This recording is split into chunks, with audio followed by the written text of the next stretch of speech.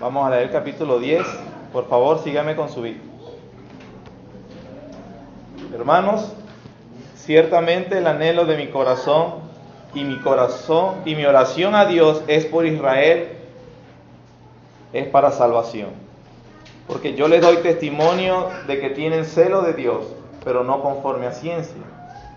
Porque ignorando la justicia de Dios y procurando establecer la suya propia, no se han sujetado a la justicia de Dios. Porque el fin de la ley es Cristo, para justicia a todo aquel que cree. Porque de la justicia que es por la ley, Moisés escribe así: el hombre que haga estas cosas vivirá por ellas. Pero la justicia que es por la fe dice así: no digas en tu corazón, ¿quién subirá al cielo? Esto es, para traer abajo a Cristo. O ¿quién descenderá al abismo? Esto es, para hacer subir a Cristo de entre los muertos. Mas, ¿qué dice?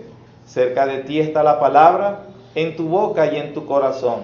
Esta es la palabra de fe que predicamos, que si confesares con tu boca que Jesús es el Señor, y creyeres en tu corazón que Dios le levantó de los muertos, serás salvo. Porque con el corazón se cree para justicia, pero con la boca se confiesa para salvación. Pues la Escritura dice: todo aquel que en él creyere no será avergonzado. Porque no hay diferencia entre judío y griego, pues el mismo que es Señor de todos es rico para con todos los que le invocan. Porque todo aquel que invocar el nombre del Señor será salvo. ¿Cómo pues invocarán a aquel en el cual no han creído? ¿Y cómo creerán en aquel a quien no han oído? ¿Y cómo oirán sin haber quien les predique? ¿Y cómo predicarán si no fueren enviados? Como está escrito: cuán hermosos son los pies de los que anuncian la paz, de los que anuncian buenas nuevas. Mas no todos obedecieron al Evangelio, pues Isaías dice: Señor, ¿quién ha creído a nuestro anuncio? Así que la fe es por el oír, y el oír por la palabra de Dios. Pero digo, no han oído. Antes bien, por toda la tierra ha salido la voz de ellos, y hasta los fines de la tierra sus palabras. También digo, ¿no ha conocido esto Israel? Primeramente Moisés dice: yo os provocaré a celos con un pueblo que no es pueblo, con pueblo insensato os provocaré a ira. E Isaías dice resueltamente: fui hallado de los que no me buscaban, me manifesté a los que no preguntaban por mí. Pero acerca de Israel dice: todo el día extendí mis manos a un pueblo rebelde y contradictor. Seguimos en la exposición a la carta a los romanos. Desde hace unas semanas estamos explicando que el argumento que estamos tratando, Pablo lo trae desde el capítulo 9, 10 y 11. Es un capítulo lleno de teología, pero con el propósito precisamente, más allá de las controversias que ha producido y que algunas personas terminan rechazando lo que dice claramente la palabra de Dios, tiene el propósito de producir una doxología y una adoración. Precisamente el escritor termina este argumento o este pensamiento de la siguiente manera, como lo hemos dicho, cuando en el capítulo 11, versículo 33, al él considerar todas las bendiciones, la soberanía de Dios, la reprobación, el medio para ser salvos que es la fe, él dice: oh profundidad de las riquezas, de la sabiduría y de la ciencia de Dios, cuán insondables son sus juicios e inescrutables sus caminos, porque ¿quién entendió la mente del Señor? ¿O quién fue su consejero? ¿O quién le dio a él primero para que le fuese recompensado? Porque de él y por él y para él son todas las cosas, a él sea la gloria por los siglos. Amén. Entonces hemos estado diciendo que al estudiar o al considerar estos capítulos, si realmente Dios nos da la clemencia y la gracia de entenderlos correctamente, entonces terminaremos adorando al Señor tal cual el apóstol Pablo adora. Por propósitos didácticos, hemos dividido el pensamiento del apóstol Pablo.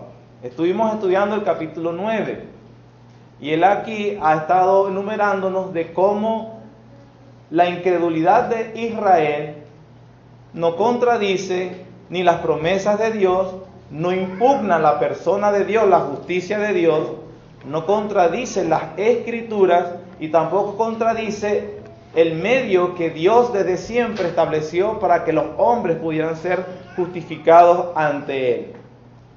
En el capítulo 9, el primer argumento, Él lo dice, desde versículos 6 al 13, nos explica de que la reprobación o la incredulidad general de Israel no contradice la promesa de Dios. Y Él nos dice, eso lo estuvimos hablando, estoy poniendo todo en contexto para poder comprender, es que la promesa no fue para esa simiente física de Abraham. A pesar de que él tuvo varios hijos, Dios dijo, la promesa no era para todo aquel que descendiera físicamente de Israel. Eso ya lo explicamos. Desde el versículo 14 al versículo 24, Él explica también que la incredulidad general de Israel y su reprobación tampoco impugna la justicia y la persona de Dios ni su santidad, ya que cuando la Biblia dice que tendré misericordia del que yo tenga misericordia, eso más allá de poner a un Dios arbitrario y cruel, selectivo, eso establece más bien la clemencia de Dios. Nosotros estuvimos viendo el episodio donde Pablo cita a Moisés que dice estas palabras. Primeramente, cuando Israel había violado el pacto de Dios, había actuado de manera pecaminosa ante las advertencias de Dios y que definitivamente era justo de Dios juzgar y liquidar a todo el pueblo. Sin embargo, tuvo misericordia y liquidó a algunos o los juzgó. Por eso Él dice, tendré misericordia del que yo tenga misericordia. En el versículo 25 al 29, Pablo nos ha estado explicando que la incredulidad general de Israel y su reprobación no contradice las Escrituras, y para eso utiliza las mismas Escrituras para hablar de que lo que está haciendo Dios al traer pueblo gentil, no judío, hacia la fe en Él, y algunos judíos también que han venido a la fe en Él, promesas que se daban en el Antiguo Testamento al pueblo étnico judío, Pablo lo aplica precisamente con respecto a gentiles y judíos, y que autores del Nuevo Testamento como el apóstol Pedro también aplica unas promesas que en aquel momento fueron exclusivas para el pueblo de Israel, pero las aplicaron para hablar también de la gracia y de la salvación de Dios para otras personas que no eran del pueblo judío. Y en el último argumento que estuvimos viendo, de versículo 30 al 33, Pablo nos dice que la incredulidad general y su reprobación no contradice el medio que Dios estableció para que todos los hombres en todo tiempo fueran salvos, y es que la fe, el medio instrumental. Es decir, somos salvos por Cristo, desde Adán, desde Abel hasta hoy, todos los hombres han sido salvos por Cristo, y el medio instrumental que permite que el hombre se apropie de esa salvación es la fe. Siempre ha sido así. Eso contradiciendo lo que algunas personas dicen, antes se era salvo por una razón y ahorita por otra. En el capítulo 10, Pablo sigue hablando de la importancia de la seguridad de salvación y de la tragedia del pueblo de Israel al tener tantos beneficios, tantos privilegios, y que aún así no los aprovechó.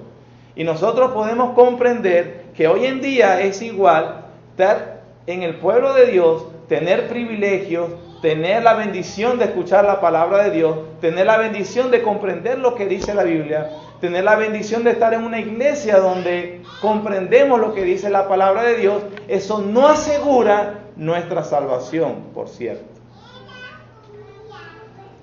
En el capítulo 10 que acabamos de leer, Pablo establece lo que viene hablando en los últimos 10 capítulos y la importancia. La importancia en qué descansa la justificación de una persona para que esté delante de Dios.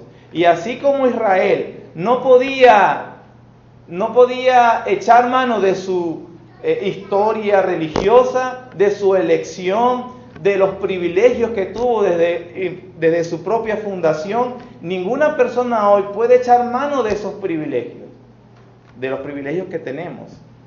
sino que siempre la salvación descansa en la gracia de Dios y esto a través de la fe. Es muy importante tener eso presente. Hoy en día, las personas, por ejemplo, algunas personas descansan de que sí son salvos o que están justificados delante de Dios por un suceso del pasado a veces. ¿Cómo es un suceso del pasado? Bueno, mi mamá me llevaba a la iglesia desde que yo era niño y yo hice aquella oración de fe, donde yo le pedí a Cristo que entrara en mi corazón. Bueno, desde aquel momento para acá no he andado muy bien, usted sabe, he andado un poquito descarriado. Pero no importa, porque yo aquel momento fui muy sincero. Entonces, yo seguramente cuando muera voy para el cielo. Y la Biblia lamentablemente no dice que eso es la seguridad en la cual descansa la salvación de una persona. No es por un suceso del pasado o por una decisión que se hizo en aquel momento. Es cierto que la Biblia dice, mas a todos los que le recibieron, a los que creen en su nombre, les dio potestad de ser hechos hijos de Dios, los cuales no son engendrados de carne, ni de sangre, ni de voluntad de hombre, sino de Dios. Pero ese nuevo nacimiento, ese acontecimiento de haber recibido a Cristo como Señor, se evidencia por la vida que precisamente describe que en realidad esa persona ha recibido a Cristo como su Señor. Inclusive no solamente como Señor, sino que la Biblia habla de los 3 oficios de Cristo. Es Señor porque Él rige mi vida, Él subyuga mi voluntad. Mi vida completamente es una vida que está en total obediencia y sumisión al señorío de Cristo. Es también mi profeta. Él es el único que revela exactamente y cómo es Dios. Yo soy guiado a conocer a Dios solamente a través de Él. Él lo recibí como mi profeta. Él es mi rey, Él es mi profeta y Él es mi sacerdote. Es decir, Él es el que intercede delante de Dios por mí. Y por eso yo puedo creer que soy salvo. Amén. Pero hay que entender muy bien lo que dice la Biblia. Otra prueba de seguridad incorrecta es que las personas a veces tienen una vida moral superficial. Es indudable que la nueva naturaleza, haber nacido de nuevo, rompe con el círculo del pecado constante. Eso es lo que dice la Biblia. Y de alguna manera el Señor nos va santificando. Eso es lo que vimos en el capítulo 6 de Romanos. Si no hay santificación, entonces no hay justificación. Y es cierto que cuando una persona viene a Cristo y es nacido de nuevo y es hecho un hijo de Dios, su vida realmente, su estándar moral, porque obviamente es dirigido ahora por Dios, se eleva considerablemente. Lo contrario no es cierto. ¿Qué quiero decir? Que no todo el que vive una vida moral aceptable es hijo de Dios. Todo hijo de Dios eleva su estándar moral de vida. Pero no todo el que tiene un estándar de moral de vida aceptable es un hijo de Dios. Muchas personas hacen cambios cosméticos en su vida. Yo era un alcohólico y dejé de beber. Yo era un mujeriego y yo me dejé de esas cosas. Yo era un grosero y dejé de aquellas cosas. Por supuesto, todas esas cosas son buenas, pero eso no implica que verdaderamente esa persona ha nacido de nuevo. Los hombres nos impresionamos por las cosas que vemos externamente. La Biblia dice, Jehová no mira lo externo, Él mira el corazón. El Señor mismo, el Señor Jesús, denunció con severidad a líderes religiosos de su época que eran los que tenían más el estándar moral externo más aceptable de la sociedad. Y Él les dijo, ay de vosotros, escribas y fariseos hipócritas, porque sois semejantes a sepulcros blanqueados, que por fuera a la verdad, es decir, no es mentira, se muestran hermosos, mas por dentro están llenos de huesos de muertos y de toda inmundicia. Así también vosotros por fuera a la verdad os mostráis justos a los hombres, Las personas, oye, ese hombre, esa mujer, si es, qué bueno es, qué justo es, pero por dentro estáis llenos de hipocresía e iniquidad.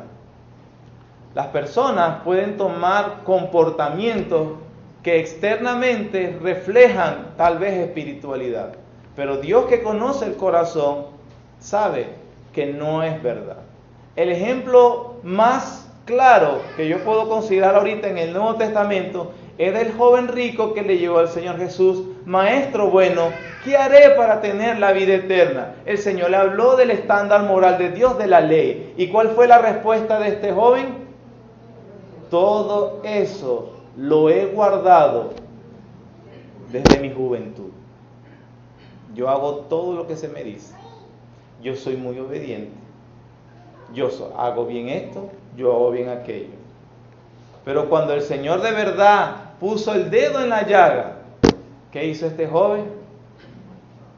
Se fue.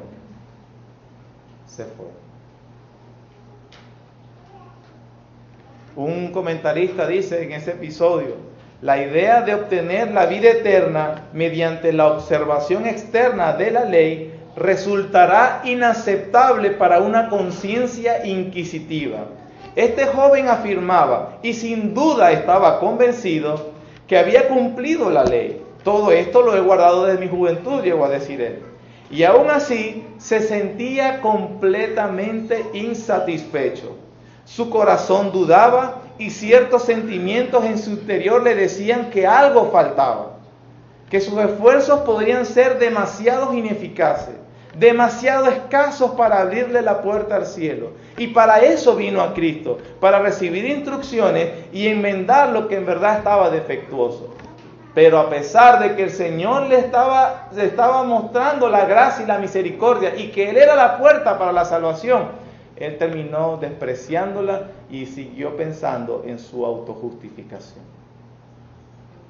Entonces les he dicho que no podemos descansar en sucesos pasados, no podemos descansar en una aparente vida moral. No se debe descansar en un simple conocimiento de los hechos del Evangelio.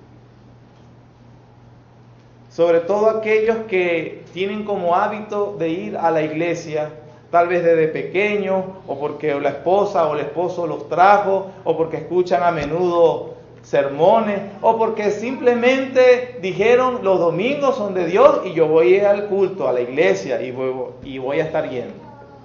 Y una persona realmente puede que conozca los hechos del Evangelio. ¿Cuáles son los hechos del Evangelio de manera más sucinta? Dios es santo, es creador de todas las cosas, todos los hombres se deben a Él, los hombres son pecadores, han violado la ley de Dios, han provocado la ira de Dios santo. Yo sé que soy pecador, pero Cristo vino en lugar del pecador y murió en la cruz. Dios fue satisfecho por ese sacrificio, y si yo creo en ese sacrificio, yo me arrepiento, me convierto, tengo fe en eso, y por eso soy salvo. Esos son los hechos fríos del Evangelio, o en el sentido de simplemente los postulados. Tener conocimiento simplemente de eso no te hace salvo. La Biblia dice: los demonios también creen. Un demonio puede relatar lo que yo acabo de decir y tiemblan, y eso no los hace salvos. Los demonios vieron al Señor Jesús, que tiene contra nosotros Jesús, Hijo del Altísimo. Es decir, su teología era bastante ortodoxa. Hoy en día hay personas que sí conocen todas las confesiones que existen, conocen los postulados del Evangelio, conocen muchas cosas, pero la verdad es que realmente no son salvos. No lo son. Otra evidencia que no es seguridad de salvación.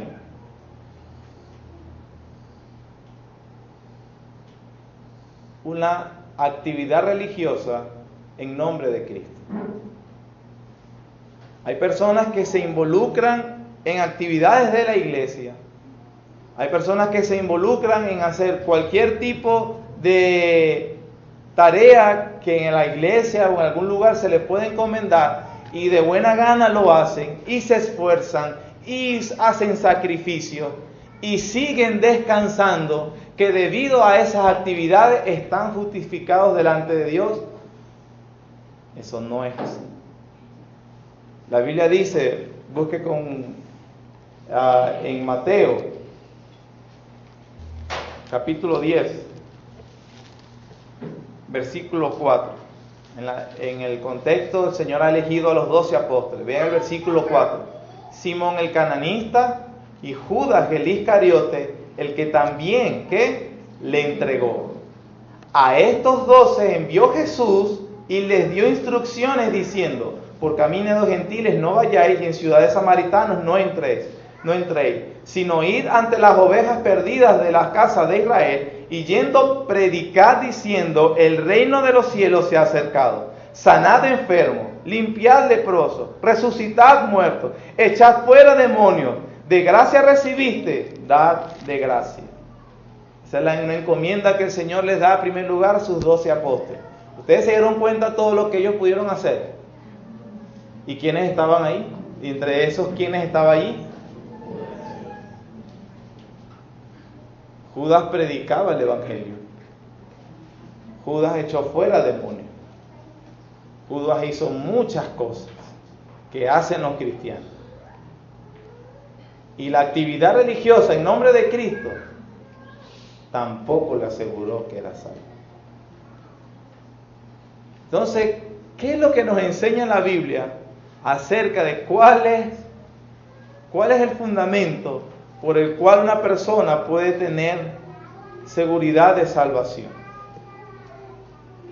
Porque en el capítulo 9, 10 y 11, Pablo está tratando con el argumento de que Israel estaba justificado delante de Dios porque era el pueblo elegido, porque eran descendientes de Abraham, por esto y por aquello, porque seguían la ley, porque aquello. Y Pablo está diciendo: no, lamentablemente no es así.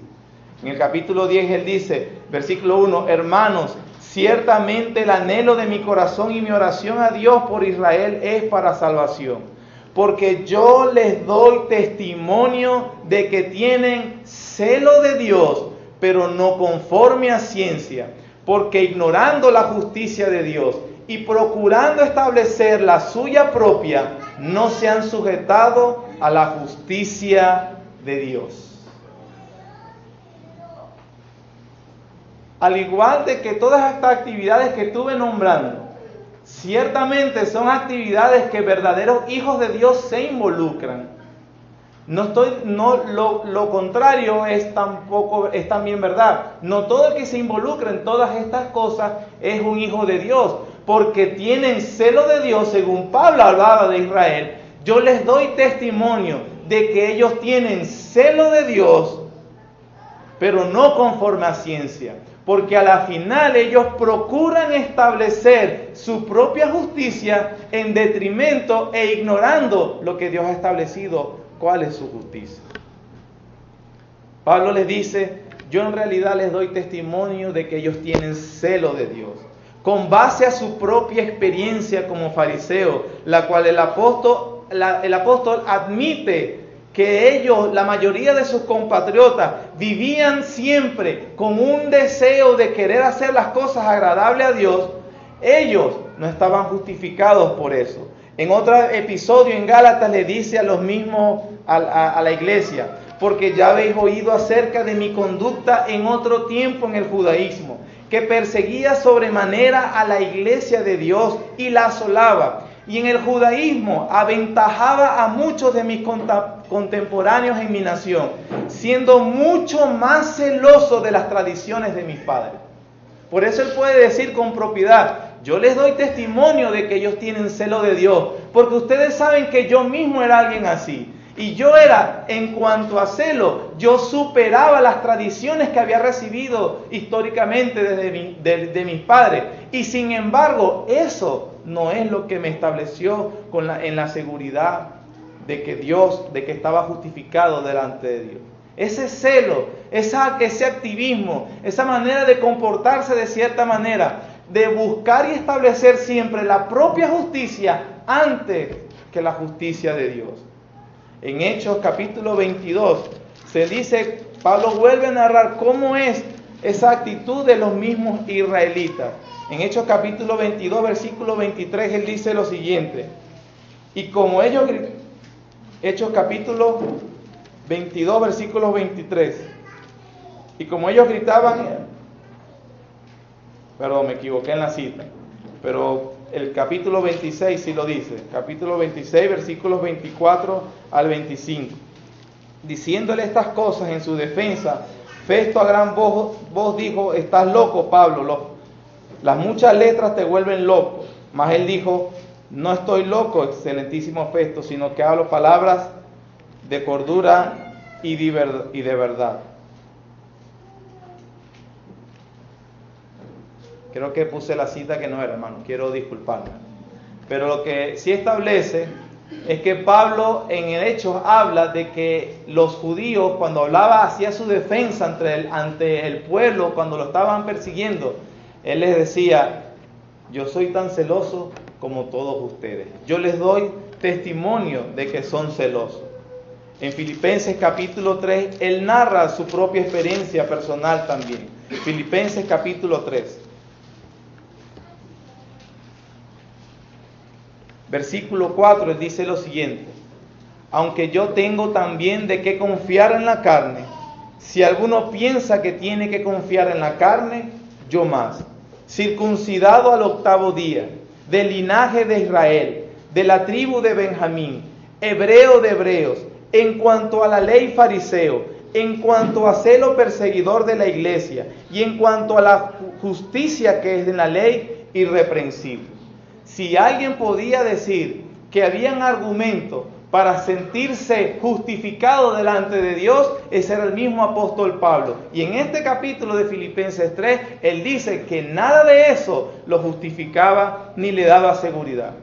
Él establece primero que era circuncidado al 8º día. En el problema con la iglesia de Filipos habían los judaizantes. Y los judaizantes seguramente, porque Pablo estaba estableciendo este linaje puro que él tenía, eran hombres prosélitos. Prosélitos significa que no eran judíos, pero que habían abrazado el judaísmo. Entonces, en ese sentido, probablemente de adultos inclusive habían sido circuncidados. Los judíos, como ya lo hemos entendido, el acto de la circuncisión era una señal muy importante para ellos.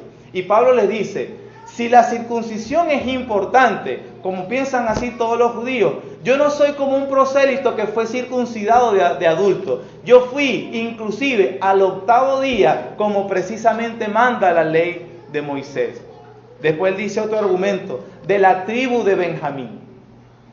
En el siglo I inclusive, ya muchos de los judíos habían perdido su línea de la tribu. Pero la tradición, como él dice, la misma familia de Pablo era tan ortodoxa que él no había perdido su linaje puro acerca de Israel.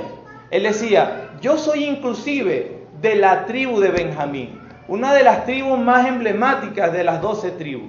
¿Por qué? Porque Benjamín fue el último hijo de Jacob y era hijo de Rebeca, la esposa preferida de Jacob, a quien se le cambió el nombre de Israel. También Saúl, el primer rey de Israel, era de la tribu de Benjamín. Inclusive Pablo, recuerden que se llamaba Saulo, es la forma griega de decir Saúl. Pablo dice: yo no solamente soy circuncidado al 8º día y eso no me justifica delante de Dios. Yo soy de hecho uno de la tribu de Benjamín. Hebreo de hebreos también soy. Para este momento los israelitas, porque habían pasado por 2 exilios, no hablaban o no conocían el hebreo en cuanto a idioma. Hablaban el arameo y algunos el griego. Habían sido helenizados. Pero Pablo dice que él conocía inclusive el idioma que muchos de sus contemporáneos no conocían. En Hechos capítulo 22 también, cuando él está haciendo su defensa ante el pueblo, dice la Biblia que él mandó a hacer silencio y comenzó a hablar. Y cuando les habló en hebreo, hicieron más silencio, ¿Por qué? Porque ellos entendían, este es un israelita puro. Pero no solamente él dice que era hebreo de hebreos, sino que también era fariseo. En cuanto a la ley, perseguidor de la iglesia. Fariseo era la secta más ortodoxa de los judíos en aquel tiempo. Fariseo, algunos dicen que significa separado. Separado para estudiar la ley de Dios. Separado para fijarse en las tradiciones. Ser fariseo, como ahorita lo entendemos, algo peyorativo, en aquel momento no, era algo de orgullo. En cuanto a celo, perseguidor de la iglesia, y eso ya lo hemos leído antes. Si alguien tenía celo, era él. Y por eso él le dice, yo les doy testimonio de que ellos tienen celo de Dios, pero no conforme a ciencia. Era un celo, un conocimiento, pero no tenía, era un conocimiento, una acumulación de información, pero que la verdad no producía lo que Dios quería que produjera, sino santidad y humildad verdadera. Ellos son muy celosos, pero no conforme a ciencia.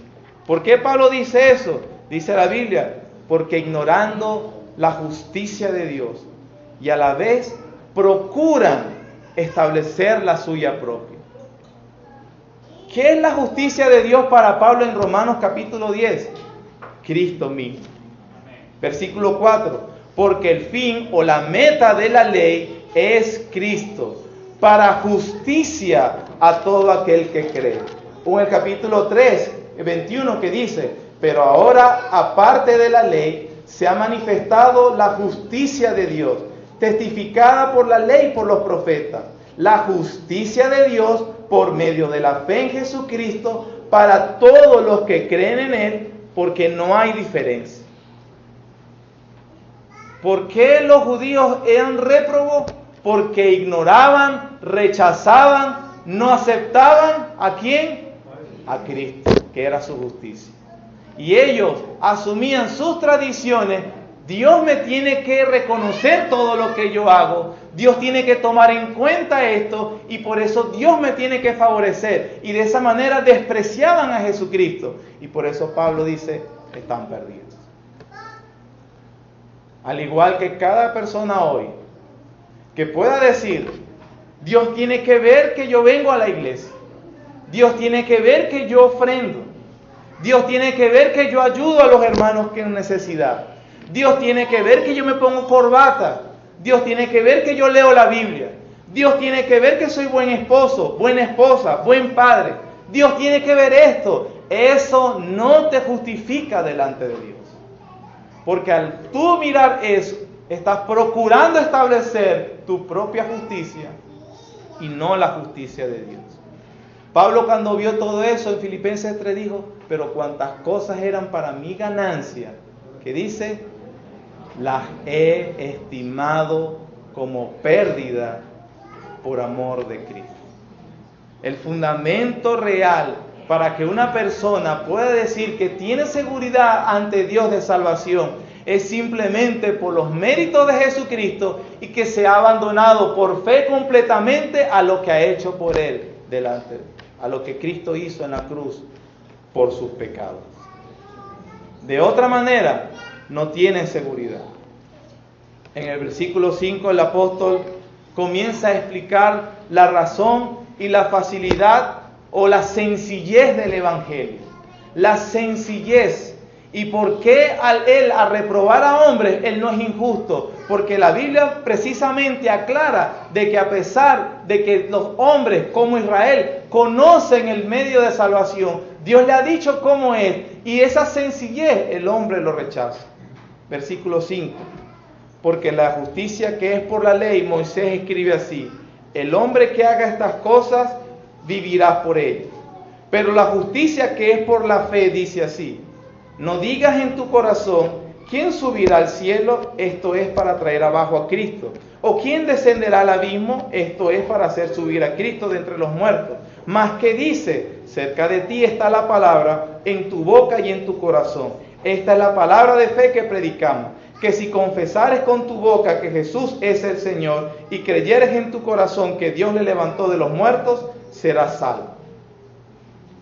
¿Qué significa esa cita del apóstol Pablo? de eso de hacer subir a Cristo o de hacer traer a Cristo. Pablo está citando la ley de Moisés y está buscando Deuteronomio. Ubiquémonos en Deuteronomio capítulo 30.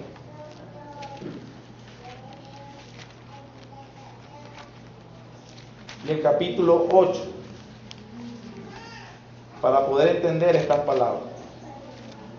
En el capítulo 30 de Deuteronomio son las palabras que Pablo cita del versículo 5 de Romanos 10. Dice, versículo 11, capítulo 30, versículo 11. Porque este mandamiento que yo te ordeno hoy no es demasiado difícil para ti ni está lejos.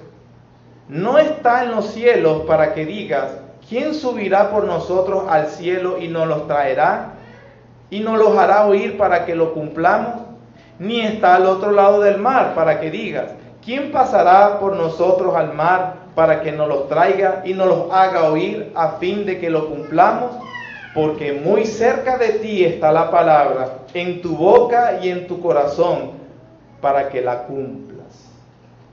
¿Cuál es el contexto de lo que Moisés está escribiendo en Deuteronomio? Por lo cual también Pablo lo está citando. Vamos al capítulo 8, y es acerca del pacto y la ley que ya Dios le había revelado a todo el pueblo de Israel.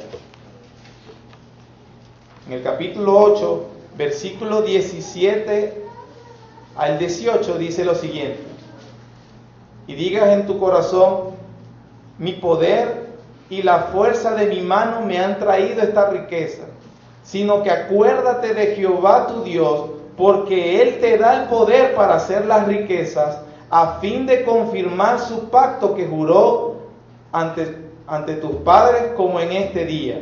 Capítulo 9, versículos 3 al 5. Entiende pues hoy que es Jehová tu Dios el que pasa delante de ti como fuego consumidor, que los destruirá y humillará delante de ti, y tú los echarás y los destruirás enseguida, como Jehová te ha dicho.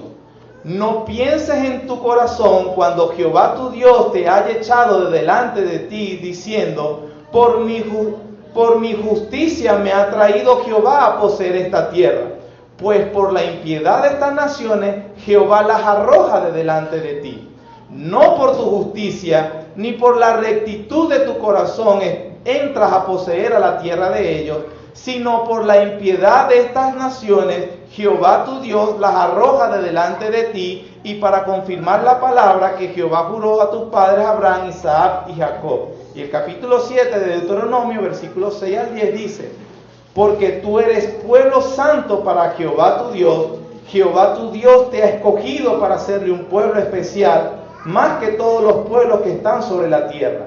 No por ser vosotros más que todos los pueblos os ha querido Jehová y os ha escogido, pues vosotros erais el más insignificante de todos los pueblos, sino por cuanto Jehová os amó y quiso guardar el juramento que juró a vuestros padres, os he sacado Jehová con mano poderosa y os ha rescatado de servidumbre de la mano de Faraón, rey de Egipto.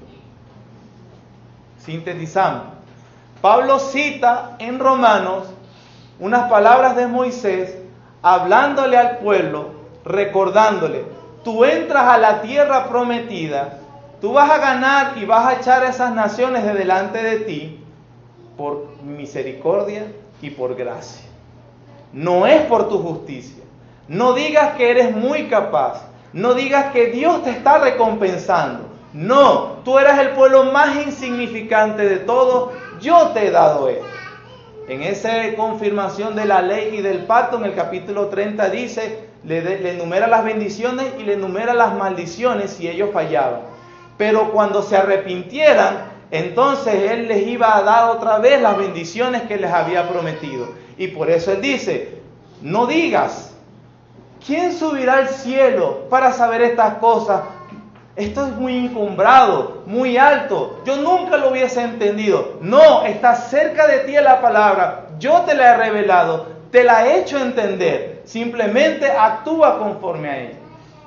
Entonces Pablo, tomando ese ejemplo de lo que pasó el pueblo de Dios con Israel, Pablo le dice a la iglesia de Roma y le dice a todos los creyentes, Cristo es mejor que la tierra prometida. O mejor dicho, Él es nuestra tierra prometida.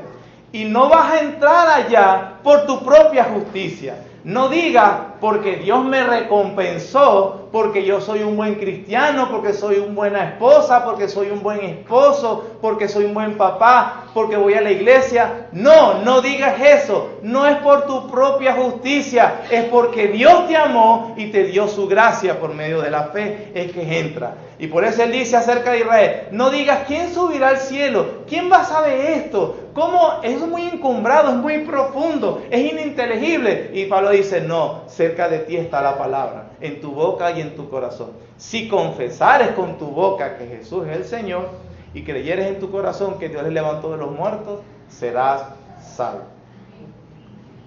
En ese contexto que Pablo dice eso, reconociendo de todo corazón, habla del corazón como la totalidad del hombre, que ha abrazado a Cristo y que Cristo ahora gobierna toda esa vida. No como se utiliza lamentablemente por error, tú tienes que decir, confiesa con tu boca y lo crees en tu corazón y está listo. No, es hablar acerca de que Cristo completamente está en tu vida. Recuerde que Judas confesaba, pero no lo creía completamente.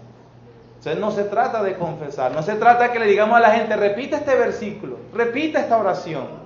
Si tú confías en eso, lamentablemente estás perdido, y si solamente confías en eso, estás ignorando la justicia de Dios y procurando establecer la tuya propia. Pero Pablo dice, no, fue por gracia y por misericordia.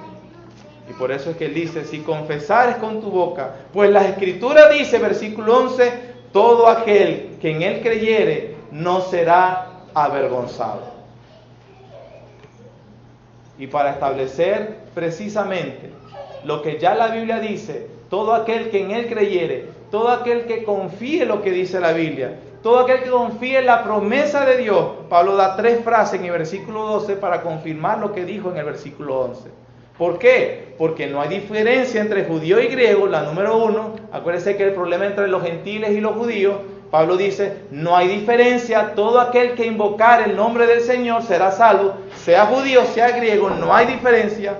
En segundo lugar, ¿por qué? Porque el mismo Señor, que es Señor de todo, es rico para todos los que le invocan. No importa si sea judío o gentil, si le invocan, entonces él van a ser salvos. Y en tercer lugar, porque todo aquel que invocar el nombre del Señor será salvo.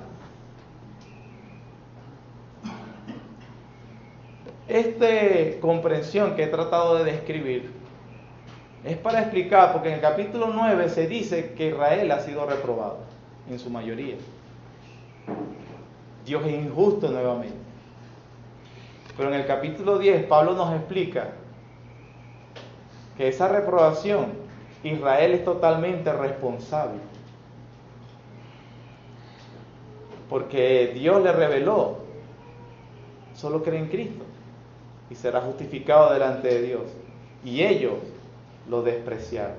Por eso más adelante él dice, ¿no sabe esto Israel? Por toda la tierra ha salido su voz. Pero lo que quiero decir, no quiero que se quede pensando en Israel, sino que te quedes pensando en lo que Dios ha establecido para todos los hombres. Algunas personas cuando nos oyen hablar de que Dios condena al pecador y ya ha establecido que algunos son réprobos, no es una decisión arbitraria e injusta. Porque a pesar de que Dios ha establecido el medio, no diga, está muy lejos. ¿Quién va a saber eso? No, está cerca. El medio es sencillo. La sencillez del Evangelio. Cree de todo corazón. Pero ¿qué dice el hombre de hoy? Eso no me interesa. Entonces justamente condenado. Eres responsable ante Dios, totalmente responsable.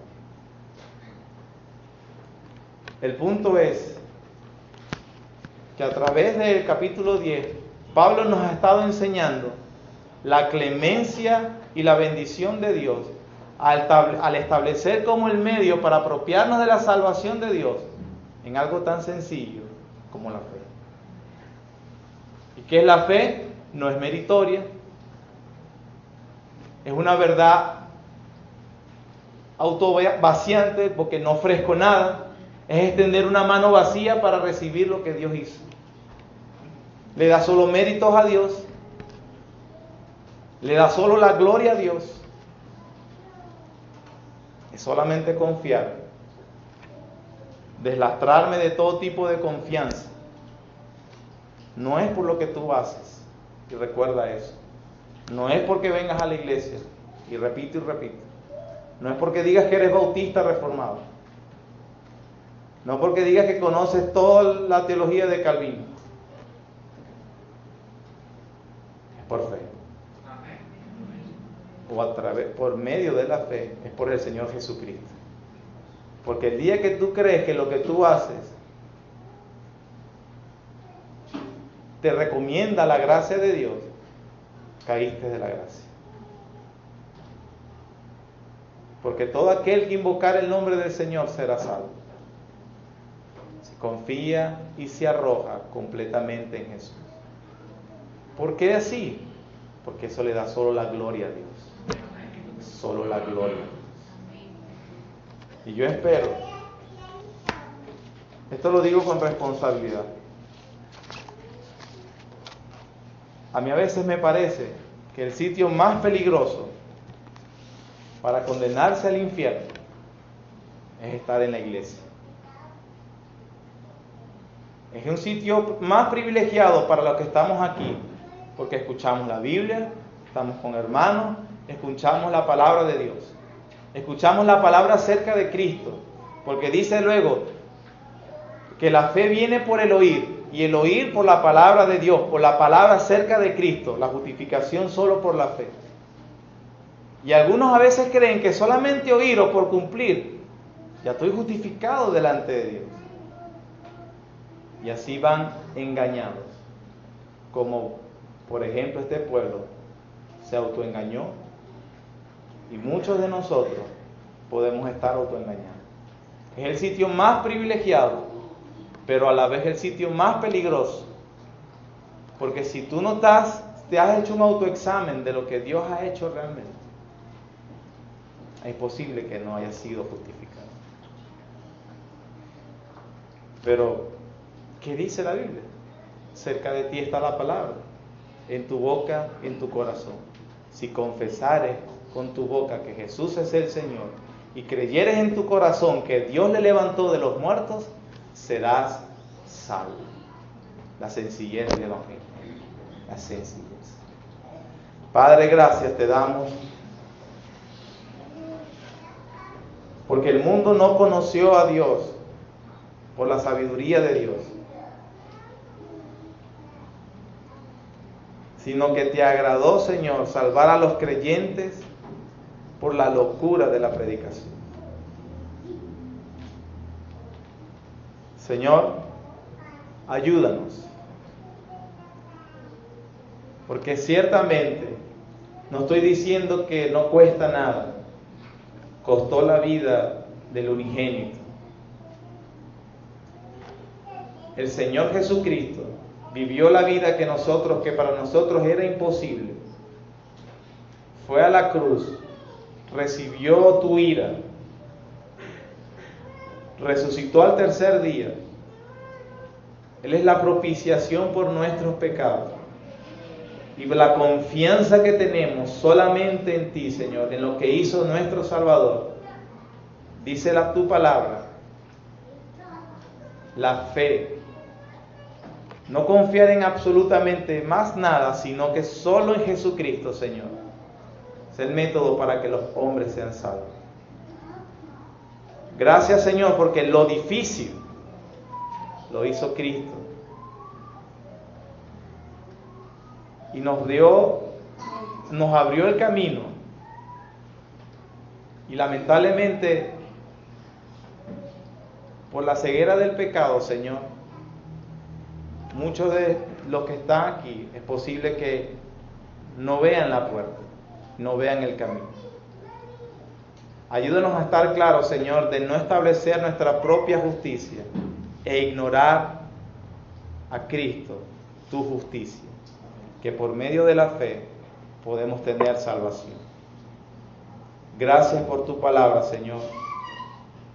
Permítenos aferrarnos a nuestro Salvador de todo corazón y que nuestra vida precisamente revele que hemos sido totalmente entregados a ti y apartados para ti, para tu gloria y para tu honra.